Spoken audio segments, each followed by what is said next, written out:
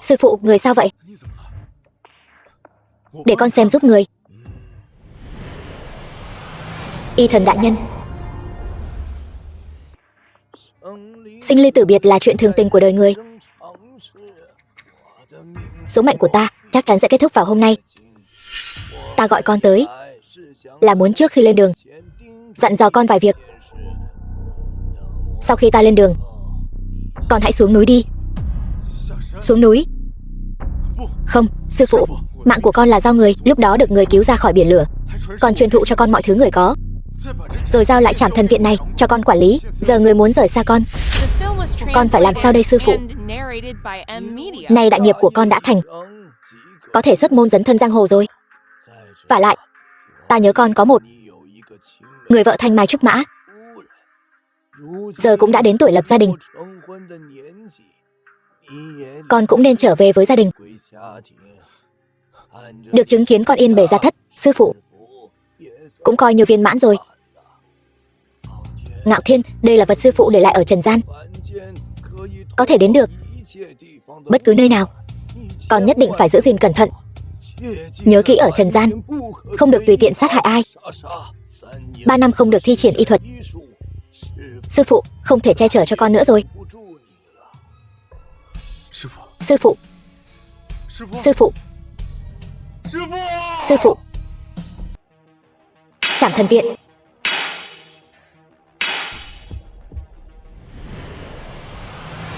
Tiêu Ngạo Thiên,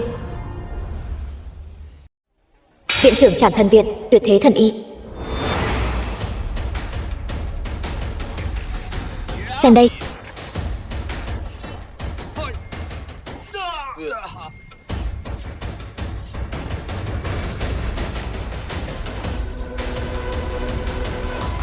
Chúc mừng viện trưởng đột phá thần cảnh. Viện trưởng, có chuyện rồi. Anh Hào đột phá tứ trọng thiên cảnh. Bệnh viện của chúng ta do hắn dẫn đầu đã bị chư thần công hãm. Hắn tới thật đúng lúc. Vừa đúng lúc Trảm Thần Kiếm của ta đã được luyện xong, đang cần một thần tôn để huyết tế. Tru sát viện trưởng, san bằng bệnh viện. Xông lên.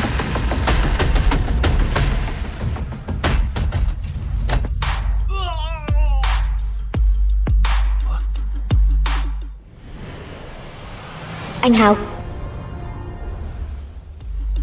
vì đột phá vương giả, đạt tới tứ trọng thiên cảnh, hôm nay ta sẽ dẫn dắt các ngươi phá vỡ lồng giam này.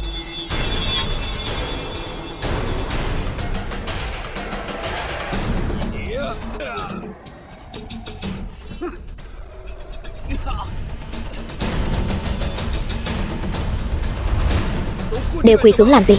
Đừng sợ hắn, xông lên cho ta. Anh Hào, quy củ của Trảm Thần Viện này ngươi đều quên rồi sao? Nói đi, ngươi muốn lên đường như thế nào? Làm dòng dã 5 năm. Hôm nay ta muốn cho ngươi nếm thử mùi vị này. Chỉ bằng ngươi, chỉ bằng lũ tạp chủng các ngươi mà cũng dám kêu gào với ta. Hôm nay ta sẽ làm rạng danh danh hiệu của Trảm Thần Viện này. Trảm Thần tại đây.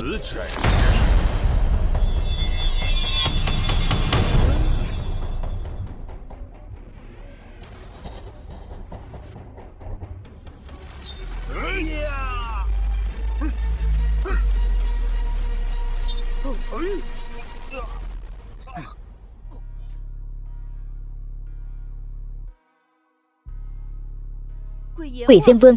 Quỷ Diêm Vương là cái thứ gì?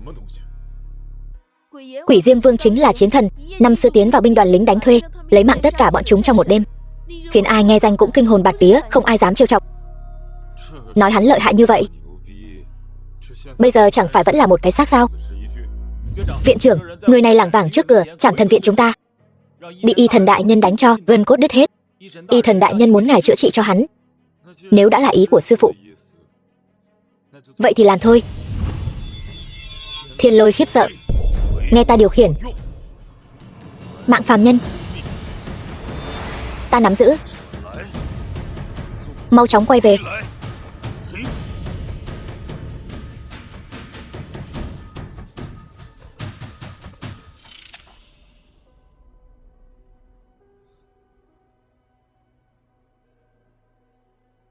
Đây là đâu? Trảm Thần Viện. Đây chính là Trảm Thần Viện. Bắt yêu ma quỷ quái làm nô lệ. Cũng có chút kiến thức. Cả nơi này mà cũng biết. Xin lỗi viện trưởng. Tôi không cố ý xâm phạm. Xin lỗi. Thôi được rồi. Đã đến rồi thì đừng nghĩ đến chuyện rời đi nữa. Cứ ở đây mà làm việc cho ta. Còn nữa, nhớ kỹ, nếu ngươi gây phiền phức cho ta, ta sẽ dùng máu của ngươi để tưới hoa. Vâng. 3 năm sau, cái đồng hồ quả quyết này là di vật mà sư phụ tôi đã để lại. Ông ấy là vị y thần đại nhân được vạn người kính ngưỡng, còn tôi là đồ đệ ông ấy yêu quý nhất. Ông ấy để tôi quản lý Trảm Thần Viện được vạn người kính ngưỡng. Rồi sao nữa? Rồi, ông ấy truyền lại cho tôi tất cả công lực và y thuật của ông ấy. Sau khi ông ấy đắc đạo phi thăng, tôi mới đến thế gian này. Ta tin ngươi mới là lạ. Ngươi mà thật sự là đồ đệ của y thần đại nhân, viện trưởng của Trảm Thần Viện, thì lại đến đây là một tên bảo vệ nhỏ này. Ta mới không tin. Ngươi biết cái gì chứ? Tôi gọi đó là giấu tài. Cứ khoác lác đi. Thật không biết, đệ nhất mỹ nhân Sở Ly Ca này sao lại coi trọng ngươi? Không phải người phụ nữ nào cũng đều vật chất như vậy đâu. Huống hồ, ai lại có thể từ chối một mỹ nam tuyệt thế như tôi chứ?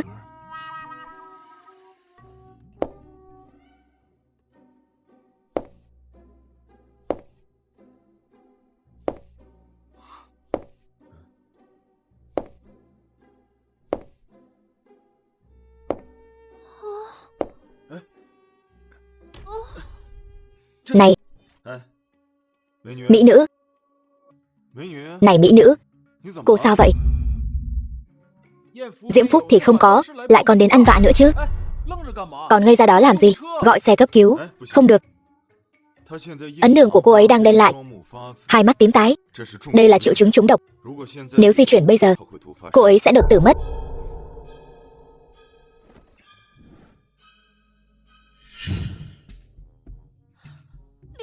Lưu manh, ngươi không muốn mất mạng thì ngồi yên.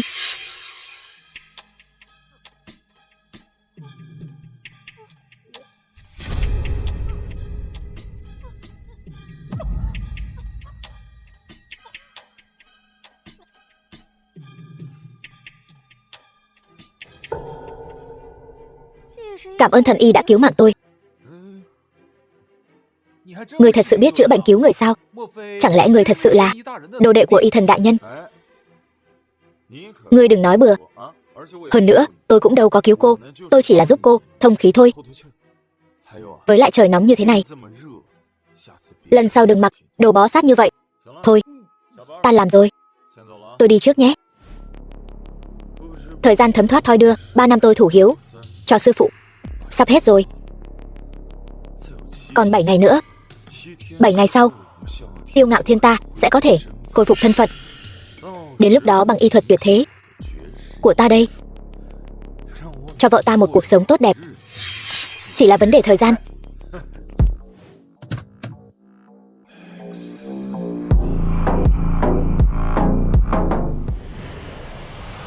Diêu Thanh Hoan, Thiên Kim Diêu gia.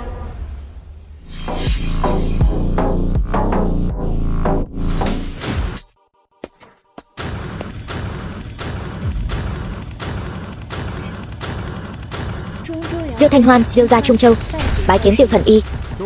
Diêu gia Trung Châu bái kiến Tiêu Thần Y. Diêu gia Trung Châu, quả không hổ danh là đệ nhất gia tộc Long Quốc. Ta ở đây ẩn danh đã 3 năm, vẫn không thể che giấu thân phận của ta. Tiêu Thần Y, ông nội tôi bệnh nặng, tìm thầy hay thuốc đều vô phương. Ngài với tuyệt kỹ quỷ môn thập tam châm, thiên hạ vô song, chỉ có ngài mới cứu được ông tôi. Diêu gia nguyện ý trả chục tỷ tiền khám, xin ngài ra tay. Cung kính mời Tiêu Thần Y xuất sơn. Trăm nét hiếu đứng đầu. Số tiền khám chục tỷ tầm thường này sao có thể khiến ta từ bỏ 3 năm giữ đạo hiếu này chứ? Huống chi là chút tiền này, cho dù ngươi dâng cả Diêu gia các ngươi, ta cũng không để vào mắt. Trừ gia sản vạn tỷ của Diêu gia thuộc về Tiêu Thần Y gia, ta, Diêu Thanh Hoan ta cũng nguyện ý lấy thân báo đáp. Lấy thân báo đáp sao? Không, ta có vợ rồi, ta đã kết hôn. Tiêu Thần Y, ngài là thần y có y thuật thông thiên. Diêu Thanh Hoan ta nguyện làm hồng nhan tri kỷ, hữu danh vô thực. Hồng nhan tri kỷ, còn hữu danh vô thực nữa. Với ta vẫn luôn băng thanh ngọc khiết, thủ thân như ngọc.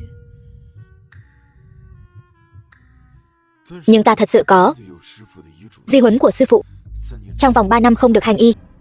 Vậy phải làm sao bây giờ? Tiêu Thần Y, ngài muốn thế nào mới chịu ra tay cứu ông ta? 7 ngày sau.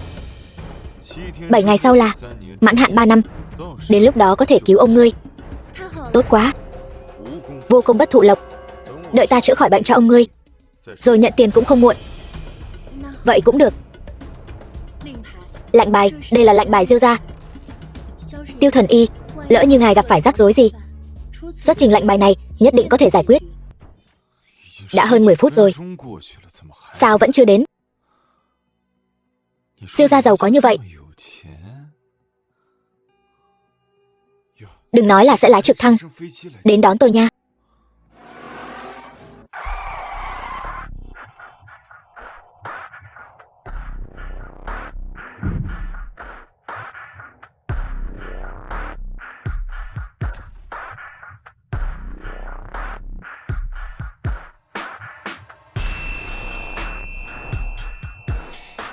Tôi còn tưởng cô sẽ lái trực thăng đến đón tôi chứ.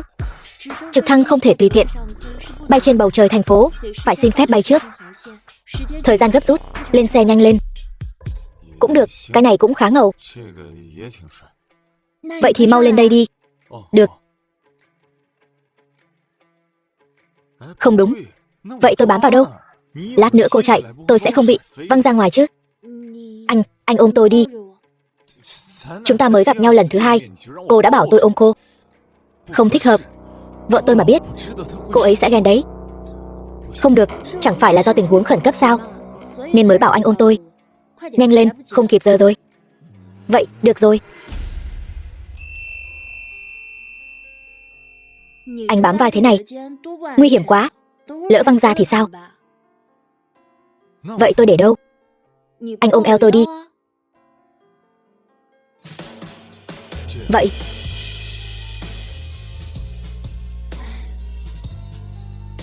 ôm chặt vào. Ôm tôi lỏng lẻo thế này, lỡ văng anh ra thì sao? Vẫn chưa đủ chặt sao? Tôi không dám ôm chặt hơn. Anh sợ gì chứ? Tôi đã nói rồi, chỉ cần anh cứu ông tôi, cả Diêu gia đều là của anh, kể cả tôi. Sao cô lại nhắc đến chuyện này nữa? Tôi đã nói rồi, tôi có vợ rồi. Dù sao, thứ gì của tôi, sớm muộn gì cũng là của anh. Anh bây giờ ôm chặt, với sau này ôm chặt có gì khác nhau? Cô đừng nói bậy.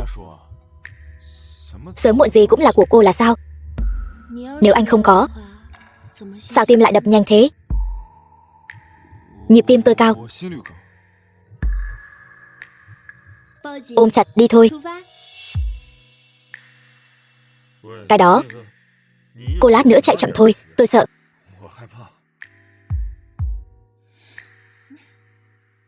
Yên tâm.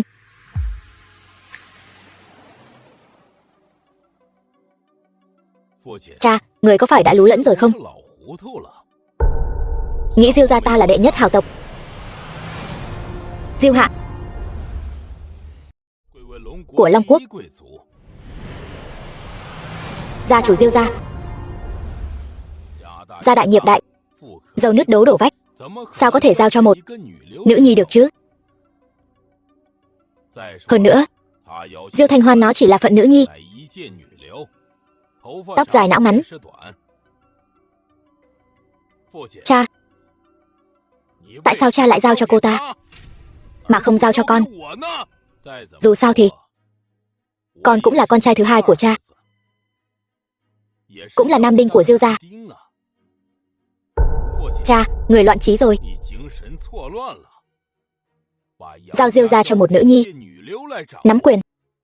Sai lầm này Diêu hạ ta tuyệt đối sẽ không phạm phải. Diêu gia chỉ có trong tay Diêu hạ ta mới có thể trở nên hưng thịnh, hiểu không? Ai? Diêu tổng, là thuộc hạ. Vào đi. Thuộc hạ bái kiến Diêu tổng.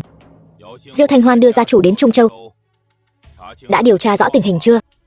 Diêu tổng, thuộc hạ đã dò la rõ ràng rồi. Diêu Thanh Hoan đưa Diêu gia chủ đến Trung Châu là để tìm một vị thần y họ Tiêu chữa bệnh cho Diêu gia chủ. Cha tôi đã bệnh nguy kịch. Tất cả danh y đều nói ông ấy sống không quá 3 ngày nữa. Họ Tiêu là người nào? Hắn cũng dám xưng là thần y. Vị Tiêu thần y này thân thế cực kỳ bí ẩn, thuộc hạ không tra ra được. Phế vật. Ta nuôi các ngươi để làm gì? Cút cho ta. Vâng. Tiêu thần y. Tôi thấy là Diêu Thanh Hoan cố ý phô bày trước mặt mọi người lòng hiếu thảo của cô ta, mà đặc biệt mời diễn viên đến thôi.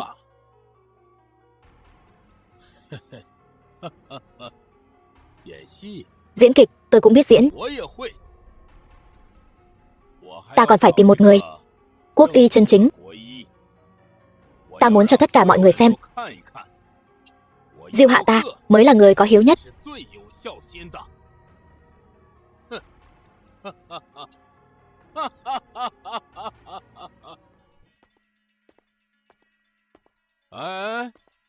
Thanh Hoan, Gia Gia bệnh nặng, con không ở bên giường Gia Gia tận hiếu, lại chạy đi đâu vậy? Hắn là ai vậy? Nhị thúc. Bệnh tình của Gia Gia, bác sĩ có uy tín nhất toàn quốc đều bó tay. Con thật sự quá lo lắng, cho nên mới mời một vị thần y tới. Hiện tại tình huống khẩn cấp, con đưa hắn vào trước xem bệnh cho Gia Gia. Thần y Tiêu thần y. Nhìn người đàn ông này trông chẳng ra làm sao, cũng chẳng ra dáng bác sĩ. Nhị thúc, người không biết tình hình. Đừng nói nữa. Gia chủ là Gia Gia của con, cũng là phụ thân của thúc. Thúc không thể không lo cho mạng sống của phụ thân mình. Hơn nữa, thúc đã mời quốc y Long Quốc Phó Vạn Sơn tiên sinh tới chữa bệnh cho phụ thân. Thanh Hoan ơi Thanh Hoan, thúc cũng không muốn nói gì con. Con nói con nếu muốn mời một diễn viên tới xem bệnh cho Gia Gia thì cũng nên tìm người lớn tuổi một chút, có chút dáng vẻ chứ. Nhị thúc, người nói gì vậy? Không có gì, cái thằng này chẳng ra gì. Còn xưng là thần y gì đó. Không sao, cô cứ vào trước đi. Nếu vị bác sĩ mời tới không chữa được thì tôi sẽ ra tay. Nếu như hết cách xoay chuyển thì phải làm sao? Cô yên tâm, chỉ cần ông ấy còn thở, tôi sẽ chữa khỏi cho ông ấy. Thật là chuyện lạ năm nào cũng có, năm nay đặc biệt nhiều. Chỉ là một kẻ trẻ tuổi, đừng nói là có thể ra tay cứu sống phụ thân ta. Ngươi cũng nên xem lại mình có chút nào ra dáng y đức không. Y thuật đâu liên quan đến tuổi tác chứ. Cóc ghẻ há miệng. Khẩu khí của ngươi cũng không nhỏ đấy. Nhị thúc, hắn không vào cũng được. Con vào trước xem quốc y của thúc rốt cuộc có chữa khỏi cho Gia Gia được không. Nhị thúc, nếu Gia Gia có mệnh hệ gì, con cả đời này sẽ không tha cho người.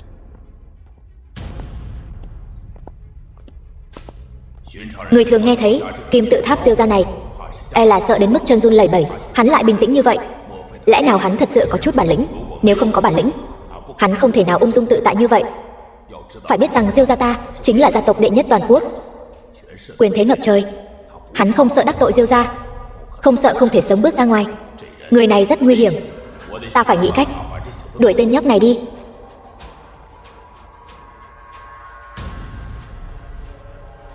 Alo, Hồ Điệp, tới giúp ta quyến rũ một người.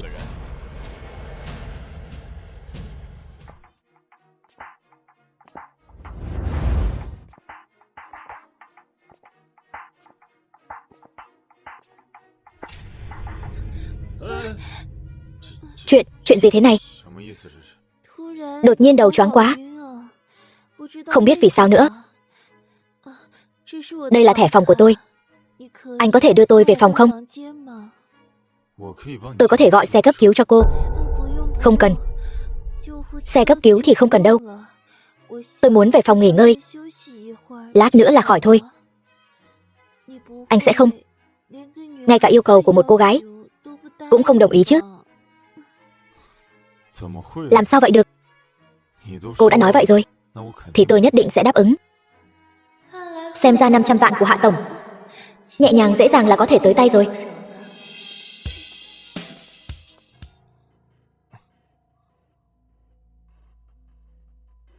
Cô nghỉ ngơi cho khỏe nhé. Không, anh đừng đi. Cô không phải muốn nghỉ ngơi sao? Tôi ở đây thì sao cô nghỉ ngơi được? Người ta đột nhiên cảm thấy khỏe hơn nhiều rồi. Nhưng mà muốn anh ở lại với tôi, trò chuyện một chút được không? Vậy nếu đã như vậy thì tôi càng không thể ở lại đây được. Cô đã khỏe rồi, chúng ta trai đơn gái trước. Ở cùng nhau thì ra làm sao? Tôi lại thấy khó chịu rồi. Cô lại làm sao nữa? Người ta đột nhiên cảm thấy ngực đau quá. Hay là anh xem cho người ta đi. Chỗ này là chỗ riêng tư như vậy. Tôi xem cho cô có thích hợp không? Nhưng mà tôi vừa nhìn thấy anh là tôi thấy tim đập nhanh. Tôi chóng mặt. Tim tôi cứ đập thình thịch. Thình thịch không ngừng. Xem cho em chút đi mà. Lời này của cô tôi vẫn là lần đầu tiên nghe thấy. Người khác gặp tôi đều nói tôi là nhà quê, dân làm thuê. Đó là bọn họ không có mắt nhìn. Lần đầu tiên tôi nhìn thấy anh, tôi đã thấy anh đẹp trai rồi. Ngay từ cái nhìn đầu tiên tôi đã thích anh rồi. Sao tôi nghe càng lúc càng thấy sai vậy? Cô đang quyến rũ tôi đấy hả? Còn phải xem anh có chấp nhận sự ve vãn của tôi không? Tôi đây, nói thật thì không được. Tôi có vợ rồi. Hơn nữa tôi rất yêu cô ấy. Cho nên cô vẫn nên đổi người khác đi. Có vợ thì đã sao? Hoa nhà làm sao thơm bằng hoa dại. Anh còn chưa thử, làm sao anh biết được? Anh mà thử qua hương hoa dại rồi thì anh sẽ biết hoa nhà ngửi nhiều đến mấy cũng chẳng còn ý nghĩa gì nữa. Anh nhanh lên nào, người ta chờ không nổi nữa rồi. Chờ cái gì mà không nổi? Tôi nói còn chưa đủ rõ ràng sao? Thật sự không hiểu. Anh không cần hiểu. Để tôi hầu hạ anh. Chắc chắn sẽ thoải mái hơn vợ anh. Tôi hỏi không phải chuyện này. Tôi hỏi là có phải nhà họ Diêu phái cô tới đây không? Sao anh biết? Không phải đâu. Là tại anh quá đẹp trai. Tôi vừa nhìn thấy anh là tôi đã thích anh rồi. Soái ca, tôi muốn cùng anh. Đều là hồ ly ngàn năm. Bày đặt trò liêu trai gì chứ? Nói đi, có phải Diêu Hạ phái cô tới đây không? Diêu Hạ nào? Diêu Hạ nào vậy? Anh nói tôi là hồ ly tinh. Vậy tôi chính là hồ ly tinh thôi. Chẳng lẽ không mê hoặc được anh sao? Cho dù đóa hoa này có tẻ nhạt đến đâu, nhưng cũng không đến nỗi mắc bệnh chứ. Cô nói xem, nếu hái bừa bãi hoa dại, lỡ như mắc bệnh hoa liễu thì sao đây? Phải đi tìm lão trung y hả? Ngươi nói gì? Cái gì mà có bệnh hả? Xin thứ cho ta nói thẳng. Ngươi có bệnh, ngươi là một đóa hồng có gai. Hái xuống sẽ bị thương. Ngươi mới có bệnh, cả nhà ngươi đều có bệnh. Mỹ nữ, cô hãy nhớ lại kỹ xem. Tháng này cô có làm hành vi không an toàn không? Hơn nữa, một số bộ phận của cô đã mọc lên một vài nốt nhỏ. Không đau không ngứa. Ngươi, làm sao ngươi biết được? Mau đến bệnh viện khám đi. Bây giờ vẫn còn giai đoạn đầu. Còn chữa được, nếu muộn thì sẽ không thể trị tận gốc được. Ngươi nói thật sao? Ta thấy ngươi là không biết Diêu Hạ. Tại sao lại bảo ngươi đến đây? Hắn ta muốn ta bỏ lỡ thời gian điều trị tốt nhất cho Diêu lão gia. Thật không giấu gì, ta là do đại tiểu thư nhà họ Diêu tìm đến. để chữa bệnh cho gia chủ nhà họ Diêu. Ta là thầy thuốc, hơn nữa y thuật của ta rất cao, vượt xa sức tưởng tượng của ngươi. Vì vậy bệnh của ngươi ta liếc mắt một cái là biết. Thật vậy sao? Ngươi tin hay không thì tùy, nhưng mà đợi thêm một thời gian nữa nghiêm trọng hơn, không thể trị tận gốc được. Ngươi đừng trách ta không nói với ngươi. Thần y, tôi sai rồi, xin ngài cứu tôi. Tôi nói thật với ngài, là Diêu Hạ bảo tôi đến. Hắn nói chỉ cần tôi kéo dài thời gian của ngài một ngày, hắn ta sẽ cho tôi 500 vạn. Ta đã nói gì nào? Chính là Diêu Hạ bảo ngươi đến. Thần y, tôi sai rồi, xin ngài cứu tôi. Ngài đã có thể nhìn ra bệnh của tôi, vậy ngài có thể chữa khỏi bệnh cho tôi. Ngài nhất định không thể để bệnh này của tôi để lại di chứng. Ta đã nói rồi, bây giờ cô đang ở giai đoạn đầu, bệnh viện có thể giải quyết được. Căn bệnh này của cô còn chưa đủ tư cách để ta chữa.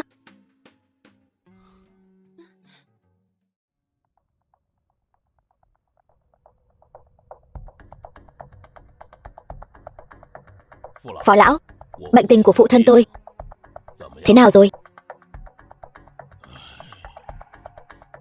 Nhồi máu cơ tim của Diêu gia chủ đã cực kỳ nghiêm trọng. Dù nhà họ Diêu giàu có thế lực, chữa trị cho Diêu gia chủ không tiếc vạn kim. Điều kiện chữa trị rất ưu việt, cũng không thể xoay chuyển được. Phó lão, ngài nói vậy, có phải ngài cũng không cứu được ông nội tôi? Tây y đối với Diêu gia chủ đã bó tay. Châm cứu trung y còn có thể kéo dài thêm một thời gian.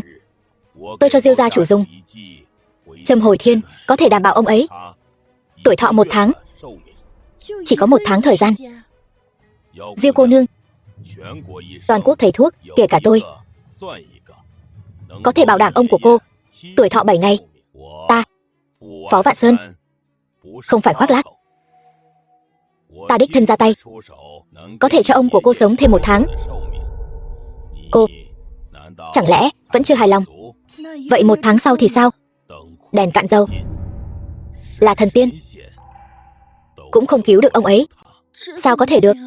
Thanh Hoan, Phó lão là thần y quốc thủ, không chỉ có thể cứu ông ấy, còn có thể cho ông ấy sống thêm hơn 1 tháng. Nhị thúc, hay là chúng ta gọi Tiêu thần y vào xem sao? Biết đâu hắn có thể cứu được ông. Tiêu thần y? Tiêu thần y nào?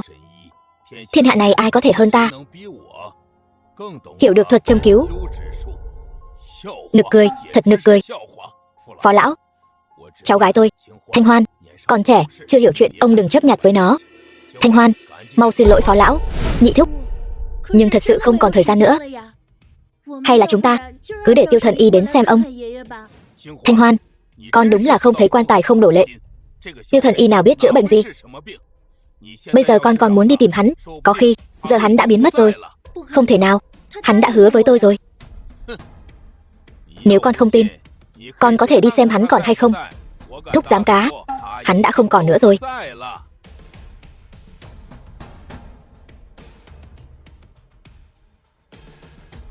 Sao cô lại ra đây? Bệnh tình của ông thế nào? Tiêu thần y, mau vào với tôi đi. Tiêu thần y, anh mau xem giúp tôi, ông tôi thế nào rồi? Tôi muốn xem thử, cậu ta có thể nhìn ra được gì?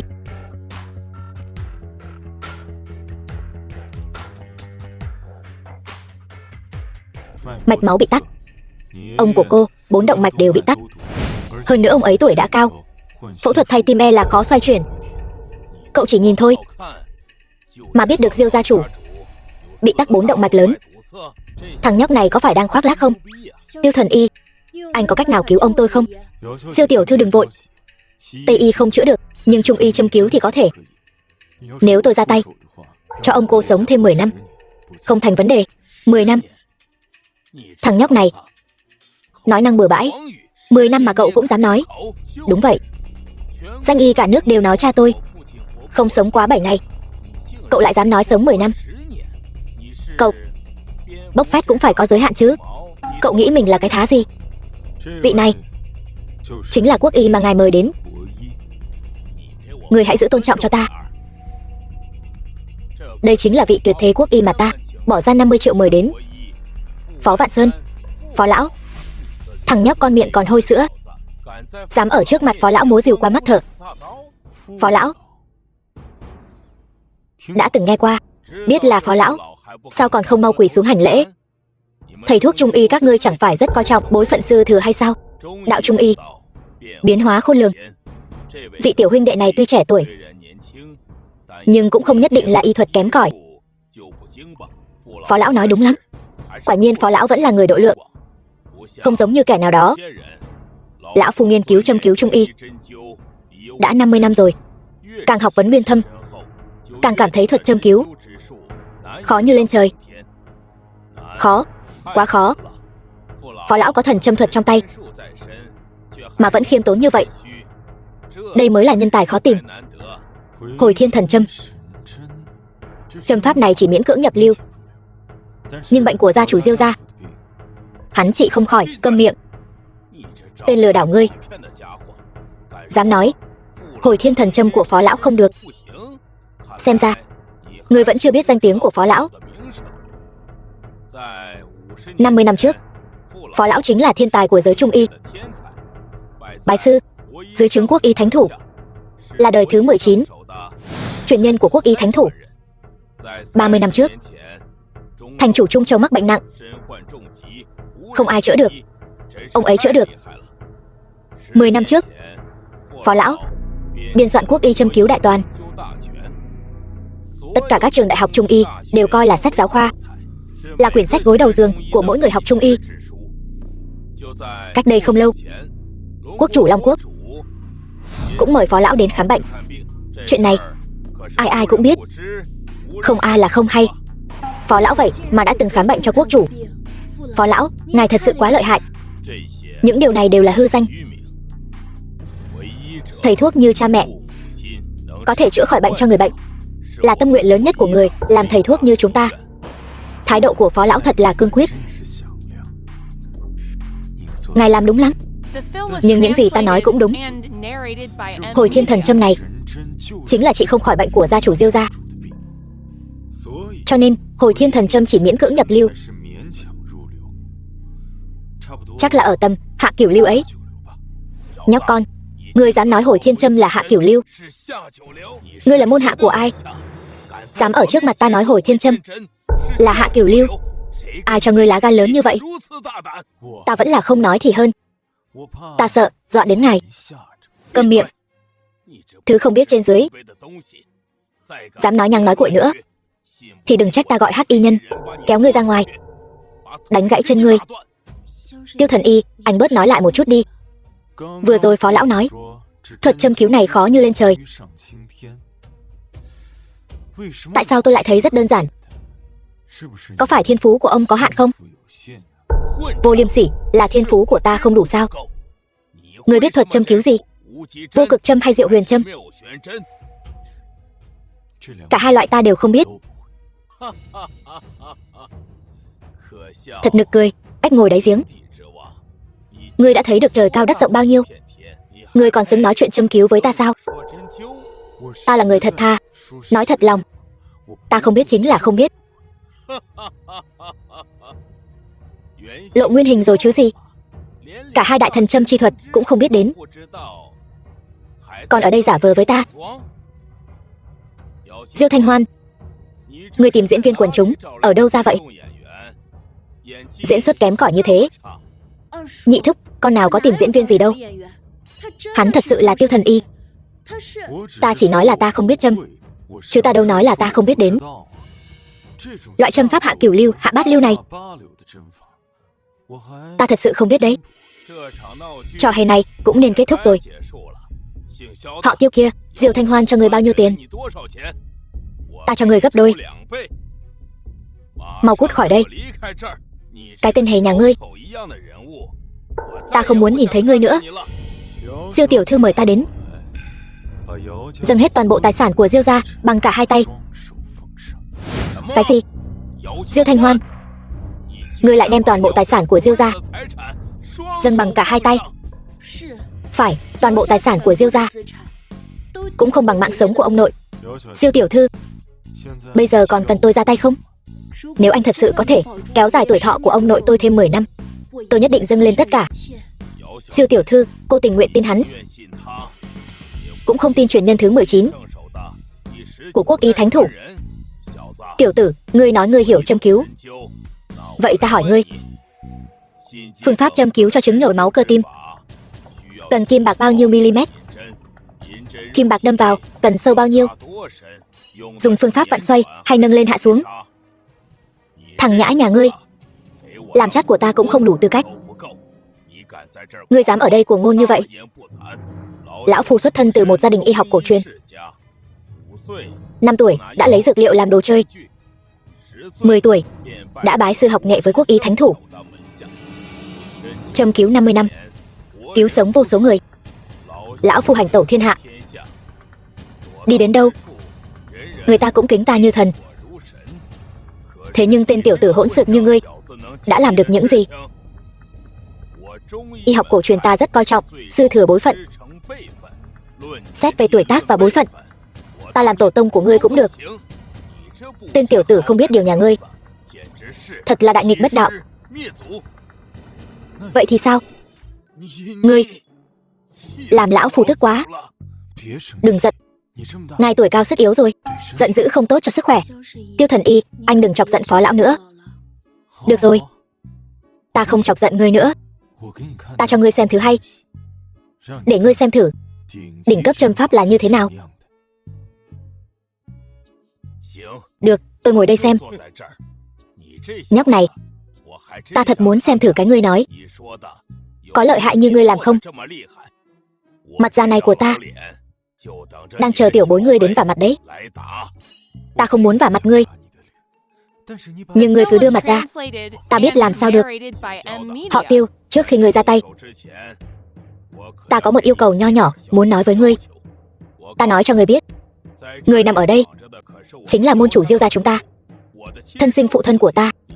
Nếu ngươi chữa trị khiến ông ấy mất mạng, hoặc không chữa khỏi, ta có thể cam đoan với ngươi, ngươi tuyệt đối không thể sống mà bước ra khỏi cửa này. Nhị thúc, sao có thể dọa người ta như vậy chứ? Không sao, tôi xem hắn như đánh rắm. Chỉ cần tôi xuống một châm, các người sẽ rõ.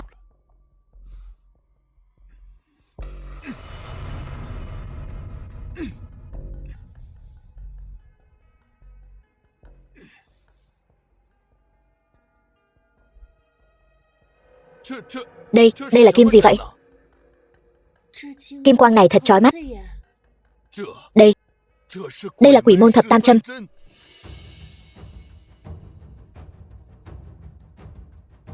Phó lão, cái gì cơ? Đây là Quỷ Môn Thập Tam Châm.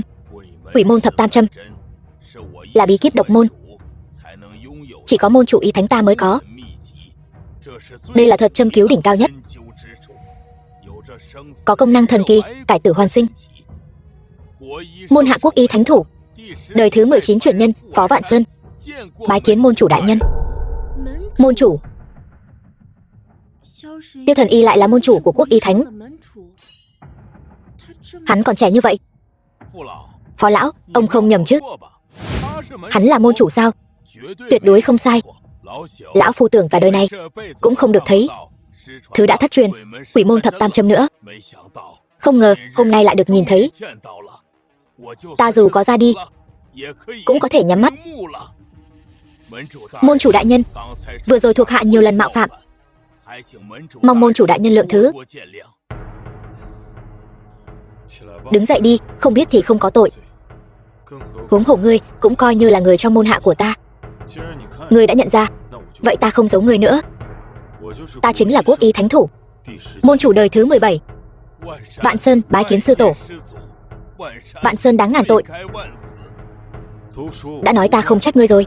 Ta vừa mới chữa bệnh cho Diêu gia gia chủ, phải dốc toàn lực. Vâng.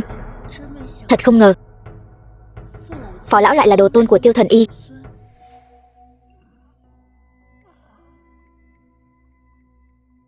Ta đang ở đâu vậy? Cha ơi, cha cuối cùng cũng tỉnh rồi. Ông ơi, hay là ông ngồi dậy đi đã.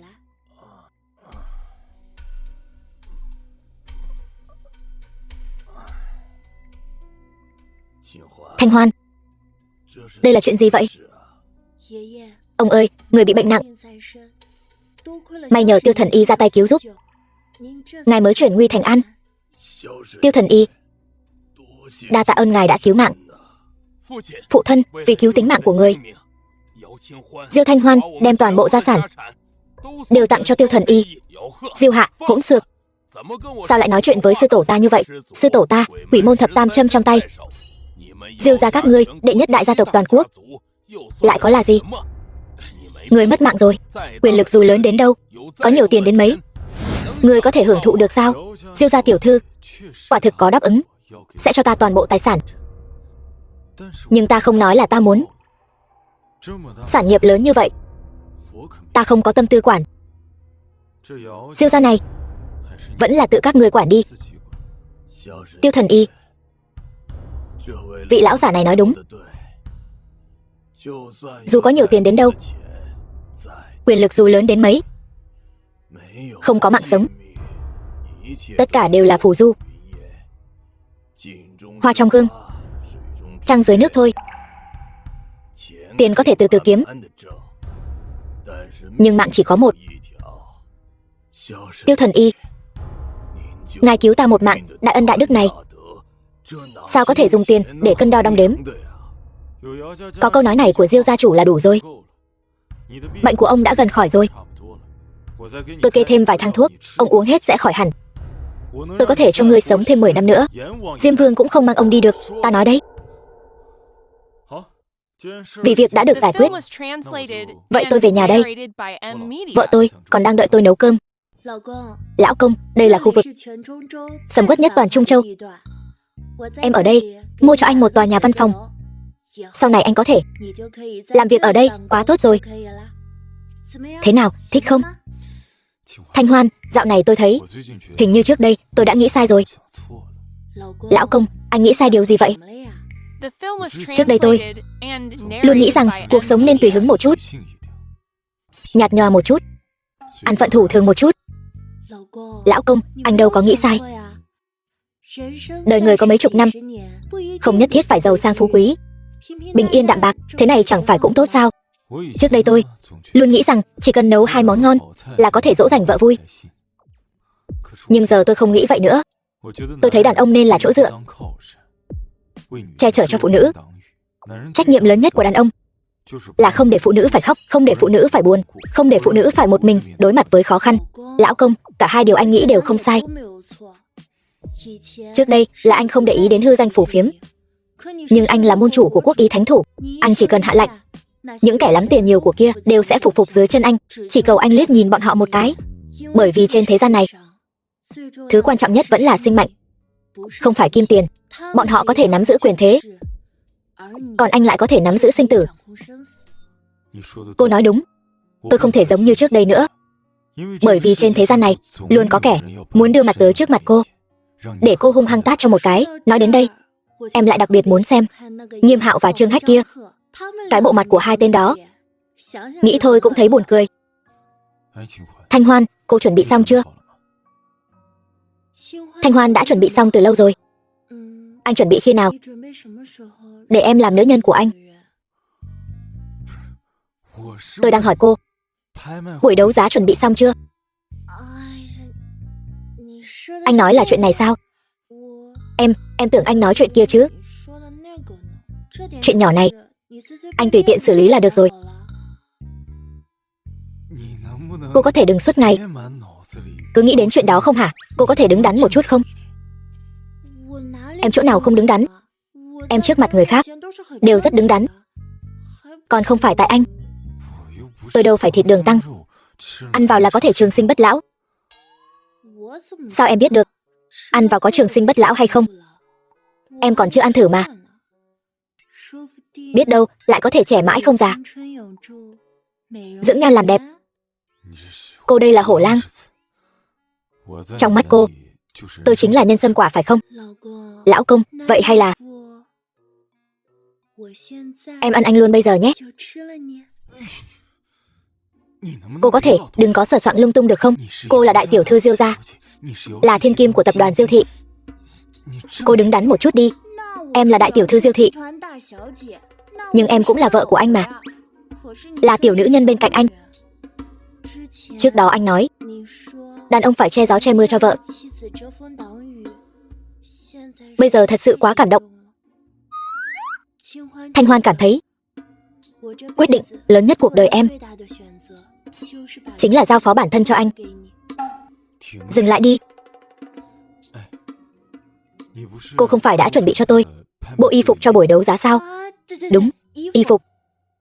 Đàn ông của Diêu Thanh Hoan này nhất định phải xuất hiện thật long trọng. Anh xem, thấy thế nào? Thích không? Vậy thì anh mau thay đi. Cô, anh làm sao vậy? Đàn ông của em thay quần áo, em còn phải ra ngoài sao? Tôi chưa từng thay đồ như vậy. Tôi ngại lắm. Không phải chứ? Anh chưa từng thay đồ trước mặt tỷ tỷ Sở Ly Ca. Nói ra thì hơi mất mặt. Nhưng mà 3 năm nay cô ấy cứ ghét bỏ tôi. Cô muốn nói gì? Anh đúng là một quả nhân sâm chưa bị ăn. Cô là con gái con đứa, lại nói mấy lời hổ báo cáo trồn này. Cô không thấy ngại hả? Tại sao em phải đỏ mặt? Em nói chuyện phòng the với chồng em, cớ gì em phải đỏ mặt? Đừng nhìn tôi bằng ánh mắt đó. Được, chưa dùng. Là vậy đó. Em hiểu rồi. Vậy bây giờ anh vẫn còn là một nhỏ tiếng thôi. Vậy thì sao? Cả tòa nhà này đều là của anh, người khác cũng không nghe thấy. Được rồi, tôi thay đồ, cô ra ngoài đi. Tại sao em phải ra ngoài? Em nhìn chồng em thay đồ, có gì sai sao? Bà cô của tôi ơi, tôi cầu xin cô ra ngoài đi. Nếu tỷ tỷ không muốn thì em muốn. Nếu như anh muốn, cứ đến tìm em nhé. Đi đi, mau ra kia đi.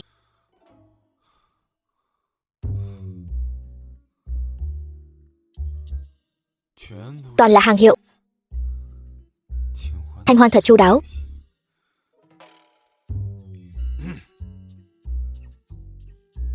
Chồng, anh thay đồ xong chưa?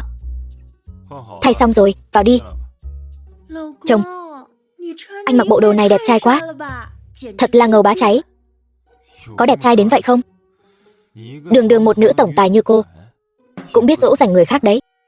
Anh thật sự rất đẹp trai mà. Em sẽ không nói dối để dỗ dành anh đâu. Nếu anh muốn, em cũng có thể dỗ dành anh. Cô có thể đừng nhìn tôi bằng ánh mắt đắm đuối như vậy được không? Tôi không tiêu nổi. Vậy nếu đã như thế, chi bằng anh. Có người. Ai? Tiêu Thần Y. Tiêu Thần Y có đó không? Có, vào đi. Tiêu Thần Y. Thanh Hoan cũng ở đây sao? Nhị thúc, thúc đến thật đúng lúc. Tiêu Thần Y, tôi không ngờ Thanh Hoan cũng ở đây. Xin lỗi, làm phiền rồi. Hay là tôi ra ngoài trước? Thôi, đã đến rồi. Có chuyện gì? Tiêu Thần Y, bây giờ tôi có chuyện muốn làm phiền anh một chút. Đừng.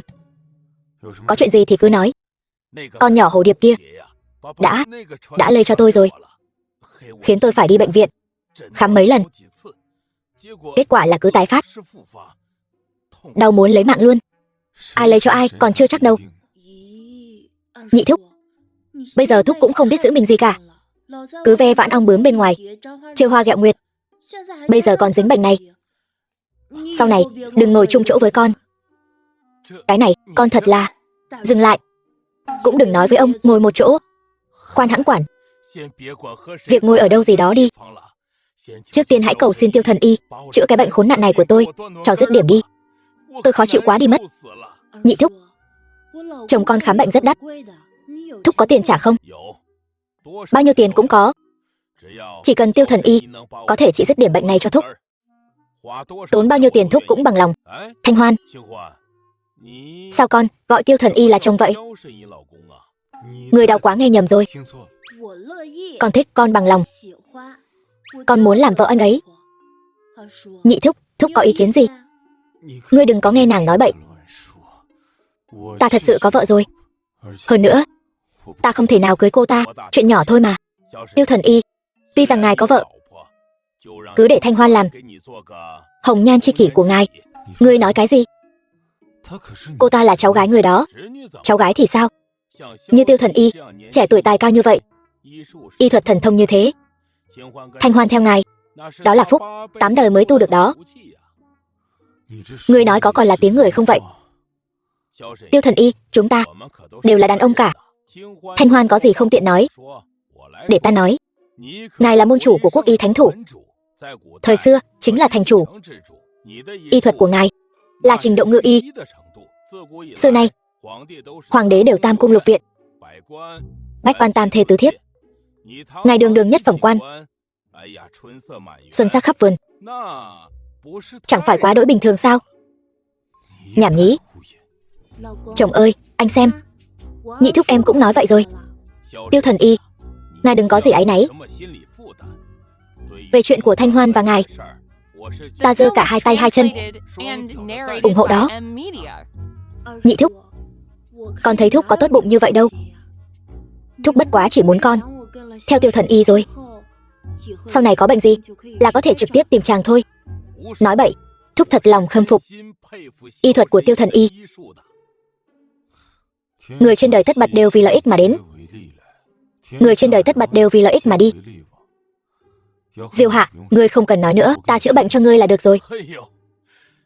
Vậy thì tốt quá, ta cảm ơn Tiêu Thần Y.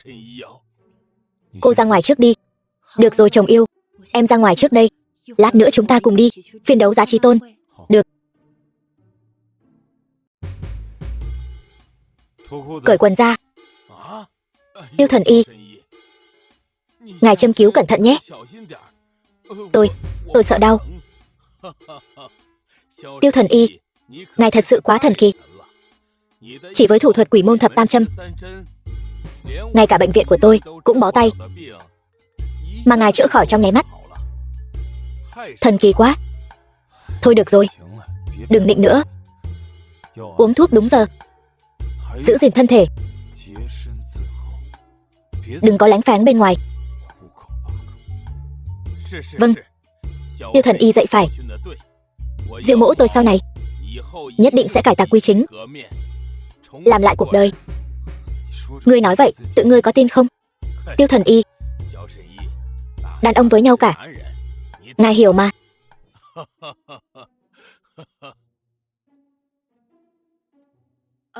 Nhị thúc, bệnh của thúc khỏi rồi. Tiêu Thần Y ra tay. Làm sao mà không khỏi được chứ? Nhị thúc của con bây giờ khỏe như con trâu ấy. Vậy nếu không còn việc gì nữa thì thúc ra ngoài trước nhé. Con muốn nói chuyện riêng với Tiêu Ngạo Thiên. Được. Tôi không làm phiền thế giới riêng của Tiêu Thần Y và Thanh Hoan nữa. Uống thuốc đi. Sao lần này không gọi tôi là chồng nữa?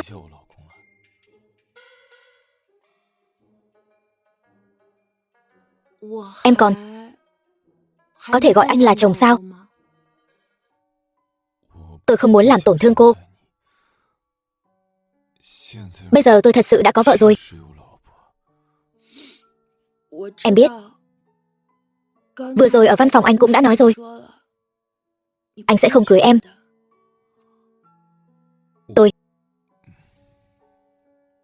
Em biết. Em không nên thích anh, cũng không nên đeo bám anh. Những điều này em đều biết. Nhưng em không thể khống chế bản thân mình. Vì vậy nên em mới bất chấp như thế, mặt dày đeo bám anh, còn trơ trẽn gọi anh là chồng. Đừng nói vậy. Tôi thật sự không biết phải an ủi cô thế nào nữa. Thật ra em rất ngưỡng mộ tỷ tỷ Sở Ly Ca, có thể đường đường chính chính ở bên anh, trở thành người phụ nữ chân chính trong lòng anh. Cô nói vậy làm tôi cũng thấy buồn theo. Xin lỗi. là tôi đã làm tổn thương cô. Anh không làm tổn thương em. Anh đã cứu ông nội em. Em nên cảm kích anh mới phải. Chính vì tôi cứu ông nội cô, nên cô mới đi theo tôi. Cô nghĩ đó là tình yêu, nhưng thật ra không phải. Thì ra anh lo lắng chuyện này. Cô còn nhỏ, cô không biết tình yêu là gì. Tình yêu là trách nhiệm, là lời hứa, là một đời một kiếp chỉ một đôi. Em còn nhỏ. Vậy anh có muốn sờ thử không? Lại nữa rồi. Sao tôi lại thấy có gì đó sai sai nữa? Không sao, em hiểu rồi. Anh chỉ lo lắng em không thật lòng yêu anh, chỉ vì muốn thực hiện lời hứa mới ở bên anh. Em hiểu, em biết rồi. Cô hiểu cái gì? Cô biết cái gì chứ? Sao? Sao ta lại thấy có gì đó không ổn? Em hiểu rồi. Chỉ cần để anh cảm nhận được em thật lòng yêu anh, không phải chỉ là thực hiện lời hứa mới ở bên anh sẽ đối xử với em giống như đối với tỷ tỷ Sở Ly Ca vậy. Yên tâm, em sẽ cố gắng. Em sẽ cố gắng hết sức để anh cảm nhận được tình yêu chân thật của em. Sao lại quay về rồi? Đầu óc cô đang nghĩ gì vậy? Không sao đâu. Em nhất định sẽ khiến anh cam tâm tình nguyện lấy em.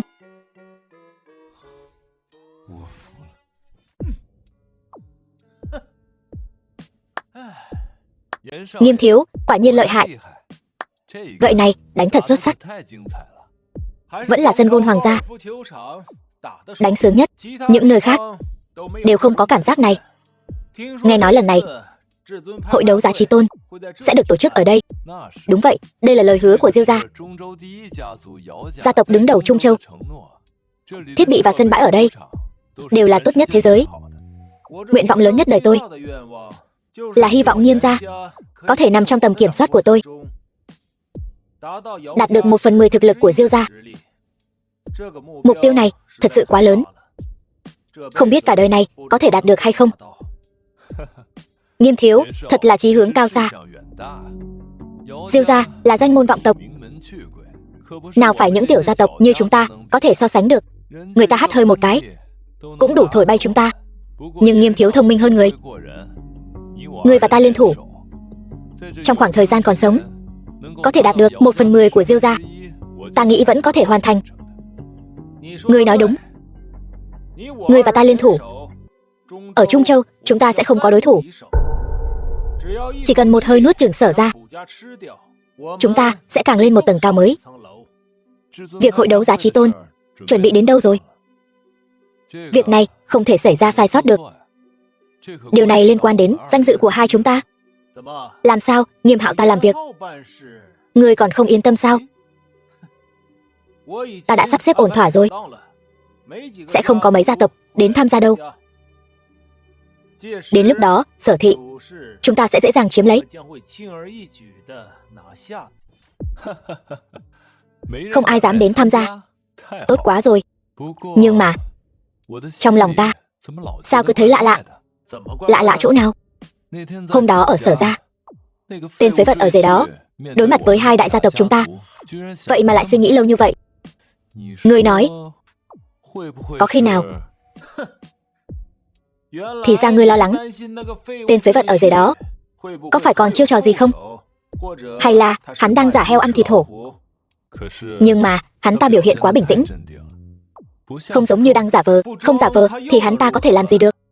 Thái Sơn áp đỉnh, hắn ta trốn không thoát, chạy không khỏi. Ngoài trời lên thớt ra hắn còn có thể làm gì? Nghiêm thiếu nói đúng lắm. Có lẽ là ta suy nghĩ nhiều rồi. Tên phế vật ở dưới đó rõ ràng có vài mối quan hệ, cũng không phải đối thủ của Nghiêm thiếu. Đánh hai gậy, thư giãn một chút. Kế hoạch thu mua Sở thị của chúng ta nhất định sẽ thuận buồm xuôi gió. Bóng đẹp. Được, đến lúc đó để Sở Ly Ca mở sân banh cho chúng ta. Tốt. Trương Hách, Nghiêm hạo này thật là chút đường sống cũng không chừa cho chúng ta. Buổi đấu giá Chí Tôn, chúng ta ngay cả cửa cũng không vào được. Nhất định phải có thiệp mời mới được vào.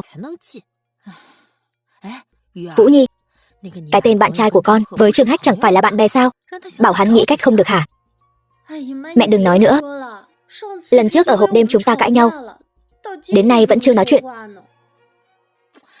Hai đứa các con nói thử xem, mẹ sinh ra hai đứa con gái các con, có tác dụng gì chứ? Vậy bây giờ làm sao? Ngạo Thiên nói, hắn có thể kiếm được thiệp mời. Sao hắn vẫn chưa đến? Thời gian không kịp rồi. Buổi đấu giá ta nhất định phải vào. Đi thôi. Quý cô, đây là sân gôn hoàng gia. Không có thiệp mời thì không được vào. Tôi là tổng giám đốc của Sở Thị Tập đoàn. Buổi đấu giá sắp bắt đầu rồi, công ty của tôi sắp bị đấu giá. Tại sao tôi không được vào? Không có thiệp mời, chính là không được vào. Chuyện đó, thiệp mời của chúng tôi quên mang theo rồi. Thế này đi, tôi sẽ sắp xếp người, lát nữa đưa đến cho anh. Không được chính là không được. Đây là ai thế? Sao lại bị chặn ở ngoài vậy? Trương Hách, ngươi và Nghiêm Hạo thật hèn hạ. Vậy mà không cho ta vào buổi đấu giá. Ta chính là hèn hạ. Nhưng mà, ngươi có thể làm gì ta? Sao nào? Bây giờ, ngươi chính là không vào được. Ngay cả tâm huyết cả đời của cha ngươi gây dựng nên công ty, cũng không biết là bị đấu giá kiểu gì, cũng không biết là bị ai mua đi nữa. Ngươi vô sỉ. Cô có thể nói ra một tính từ mới không? Tai tôi sắp trai rồi. Chuyện đó, Trương thiếu gia, anh xem chúng ta đây chẳng phải là nước lớn tràn vào miếu Long Vương, người một nhà không nhận ra nhau sao?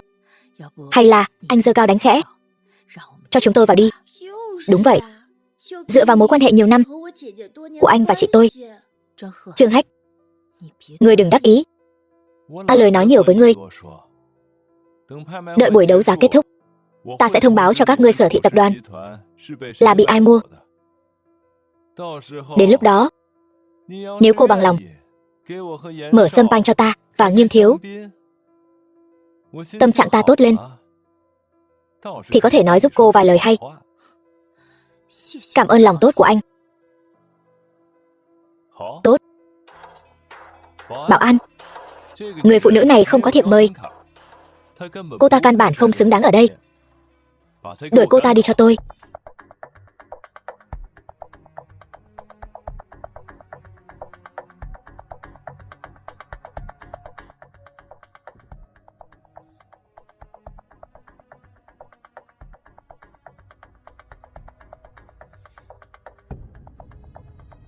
Ngạo Thiên, anh đến rồi.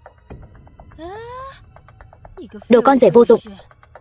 Hôm nay sao ăn mặc chỉnh tề thế? Không vào được hả? Không có thiệp mời. Bảo an không cho chúng tôi vào. Lại là cậu. Là tôi thì sao? Còn muốn đánh tôi sao? Có bản lĩnh thì vào đây. Vào thì vào. Bảo an, chặn hắn lại. Anh ta không có thiệp mời. Thưa ngài, ở đây không có thiệp mời, không được vào. Nếu anh không có, mời anh rời khỏi đây. Chị ơi, chị đừng để anh ta ở đây, làm mất mặt nữa. Ngạo Thiên, yên tâm.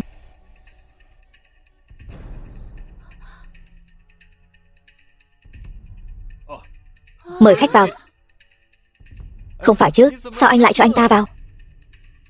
Tôi có thiệp mời, dĩ nhiên có thể vào.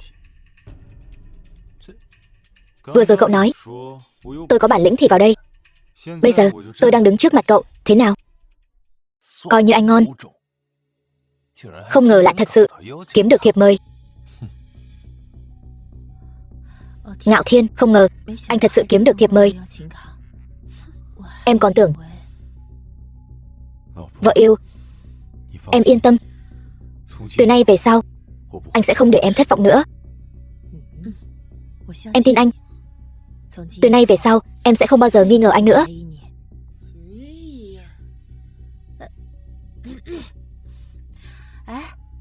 Cậu thật sự tưởng mình ghê gớm lắm sao? Nhặt được ở xó xỉnh nào vậy? Đúng đó. Con tưởng của mình thật hả? Thật không biết xấu hổ. Mẹ, Vũ Nhi, sao có thể nói Ngạo Thiên như vậy? Vợ yêu, không cần nói nhiều, chúng ta vào thôi. nhanh lên. Trời ơi! Cái gì vậy? Mức vốn của Bắc Thành là bạch ngân cấp thấp. Mẹ con cũng không biết. Bây giờ đang làm gì nữa? Xác minh vốn. Đây là bước đầu tiên của buổi đấu giá, ngăn chặn có người báo giá lung tung. Những hạng này được phân chia như thế nào? Hạng vốn được xếp từ cao xuống thấp, lần lượt là vinh diệu, kim cương, hoàng kim, bạch ngân. Anh biết những điều này từ đâu vậy, Ngạo Thiên? Anh ta có thể biết từ đâu chứ? Chắc là ở cái gì đó, tạp chí hạng 3. Xem được thôi. Ra đây khoe khoang. Anh bạn trẻ, cậu cũng giành đấy chứ? Không ngờ, tài sản hạng thấp nhất này cũng phải đạt 50 triệu trở lên. Ôi trời ơi! Vậy cao nhất là bao nhiêu? Không nhiều, chỉ 100 triệu thôi. Sở Ly ca, thật sự đã xem thường cô rồi. Không ngờ cô lại thật sự có thể kiếm được 4 thư mời. Là chồng ta giỏi giang. Vậy sao? Vậy các ngươi giỏi giang như vậy, sao không đi kiểm tra tài sản đi? Là không dám, hay là căn bản không có nhiều tiền như vậy? Ai nói ta không dám? Trời ơi! Kia chẳng phải là tấm thẻ đen chí tôn độc nhất vô nhị trong truyền thuyết sao? Sao lại ở trong tay người đó? Chuyện này sao có thể như vậy? Chuyện không thể còn nhiều lắm. Chỉ là một tấm thẻ giả thôi. So tài với ta đi.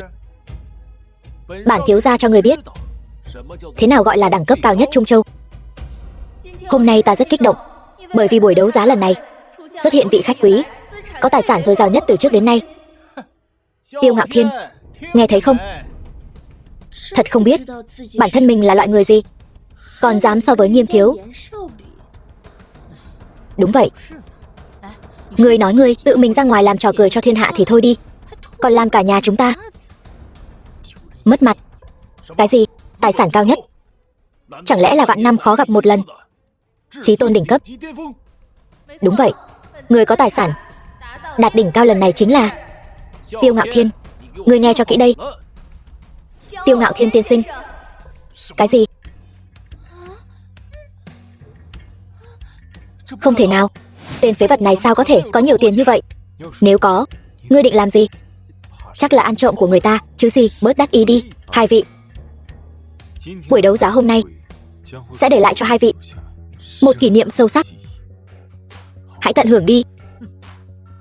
Ở Trung Châu, so thực lực, Nghiêm Hạo ta chưa từng sợ ai. Lười nói nhảm với hắn. Đi thôi.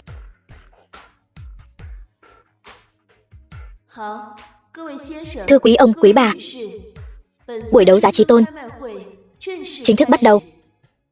Xin mời vật phẩm đấu giá đầu tiên của chúng ta. Một pho tượng Quan Âm thời Minh.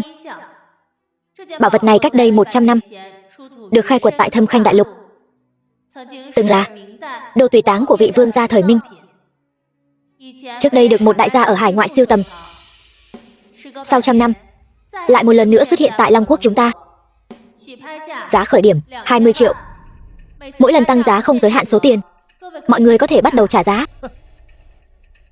Thứ đồ 20 triệu còn con cũng dám mang ra đấu giá tại buổi đấu giá chí tôn. Này tên ở rể, vật phẩm này có lẽ là thứ duy nhất ngươi mua được đấy. Không trả giá sao? Gấp cái gì? Đợi ngươi trả giá xong ta sẽ trả.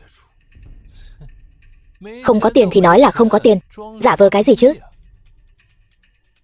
Nghiêm thiếu, hay là ngài bỏ 20 triệu tệ mà hốt nó đi, để cái thằng mặt dày mày dạn đó thấy được thực lực của ngài. Người nói cũng đúng, khoác lác thì ai mà chẳng làm được. Thật sự đến lúc ra giá thì lại chới với 20 triệu. Ta ra 30 triệu. 30 triệu. Hiện tại Nghiêm thiếu ra 30 triệu. Vị tiên sinh này, ngươi có muốn ra giá không? Ra cái rắm. Đồ ở rể thối tha. Trong túi có nổi một hào nào không? Ta nói người đó chẳng phải rất ngầu lòi sao? Ra giá đi. 30 triệu lẻ một tệ. Phế vật, ngươi đừng tưởng thật là mình có 30 triệu đấy nhé. Đúng vậy Tiêu Ngạo Thiên. Yên tâm, anh có Đồ ở rể hôi hám, ngươi có nhầm lẫn gì không vậy? Là ra giá 30 triệu, không phải 3 tệ. Đương nhiên là biết. Ta hô chính là 30 triệu lẻ 1 tệ. Thằng nhãi danh, đừng trách ta không nhắc nhở ngươi. Ở Chí Tôn đấu giá hội mà hô giá lung tung, lấy không ra tiền thì sẽ bỏ mạng không có chỗ chôn đấy. Phí lời, ta đương nhiên biết. Ta hô chính là 30 triệu lẻ 1 tệ. Hơn ngươi đúng 1 tệ. Đậu phộng, thằng nhãi này thật khốn nạn. Được lắm, ngươi thật dám hô. Đừng có vì sĩ diện mà cố gồng. Đừng để đến lúc chọc giận ông chủ đứng sau Chí Tôn đấu giá hội. Đừng trách ta không nhắc nhở ngươi. Đây chính là sản nghiệp của Diêu gia đệ nhất gia tộc toàn quốc. Ngươi sẽ lên đường rất thảm đấy. Bao gồm cả vợ ngươi Sở Ly Ca cũng sẽ vì ngươi mà rơi lệ. Ngươi nói sai rồi. Ta đây thật sự không phải vì sĩ diện. Ta là vì muốn đập mặt ngươi. Vừa rồi là ai bảo ta khai báo thân phận? Ta giờ khai báo rồi đây. Rồi lại còn ở đây lại nhảy cái gì thế? Nghiêm thiếu, thằng nhãi này sẽ không thật sự có nhiều tiền như vậy chứ? Thay một bộ đồ là biến thành có tiền rồi sao? Hắn mà thật sự có tiền thì sẽ làm ở rể sao? Nói cũng phải. Vậy hắn chắc chắn là hô giá lung tung. Lát nữa xem hắn lên đường như thế nào. Đúng, xem hắn lát nữa lên đường như thế nào. Vị tiên sinh này, ngài xác định ra giá là 30 triệu lẻ 1 tệ. Không được sao? Được. Tăng giá không giới hạn số tiền. Vậy ta ra 30 triệu lẻ 1 tệ. Hay, gan thật. Ngươi thật gan dạ. Dám ở Chí Tôn đấu giá hội mà hô giá lung tung. Được. Coi như ngươi thật sự có vài đồng. Trước mặt nhà ta, ngươi lại là cái thá gì? Ta ra 35 triệu. 35 triệu lẻ 1 tệ. Ngươi đừng kêu nữa. Ngươi lấy đâu ra nhiều tiền vậy? Đồ vô dụng. Ta nói cho ngươi biết, ngươi đi chỗ khác đi, đừng làm ảnh hưởng đến chúng ta. Tên phế vật này thật là coi trọng hắn rồi. 40 triệu. 40 triệu lẻ 1 tệ. 40 triệu lẻ 1 tệ. Nghiêm tiên sinh, ngài còn trả giá không? Sao? Khinh bổn thiếu gia không trả nổi sao? 50 triệu. 50 triệu lẻ 1 tệ. 60 triệu. Nghiêm thiếu, 60 triệu nhiều quá rồi. Tượng Quan Âm này tuy không tệ, nhưng chỉ đáng giá 40 triệu. 60 triệu, không đáng đâu. Không đáng. Vậy ta phải trơ mắt ra nhìn tên ở rể này và mặt ta sao? Ta đường Nghiêm gia đại công tử, thể diện ở đâu? Ta trực tiếp trả 100 triệu. Nghiêm công tử trả giá 100 triệu. Tiêu tiên sinh, ngài còn trả giá không? Nghiêm công tử, người vì muốn áp chế ta bỏ ra 100 triệu mua một tượng Quan Âm chỉ đáng giá 40 triệu. Thật là hào phóng. Bổn công tử chính là muốn nói cho người biết, tên ở rể này vĩnh viễn không thể nào áp chế bổn công tử được. Thật sao? Ngươi mà giỏi như vậy thì giơ lên xem. Vậy thì như ngươi mong muốn, xem ta làm thế nào áp chế ngươi. 100 triệu lẻ 1 tệ.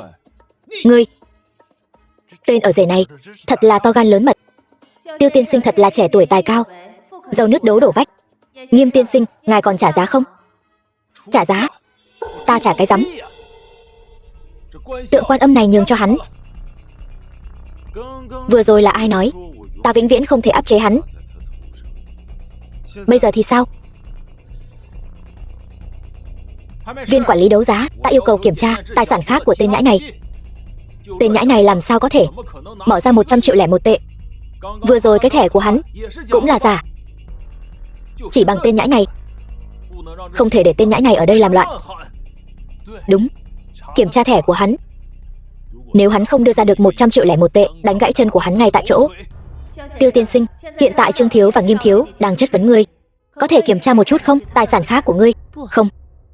Hắn lần đầu tiên đến buổi đấu giá, không hiểu quy tắc. Hắn không có nhiều tiền như vậy. Không cần kiểm tra, chúng ta đi.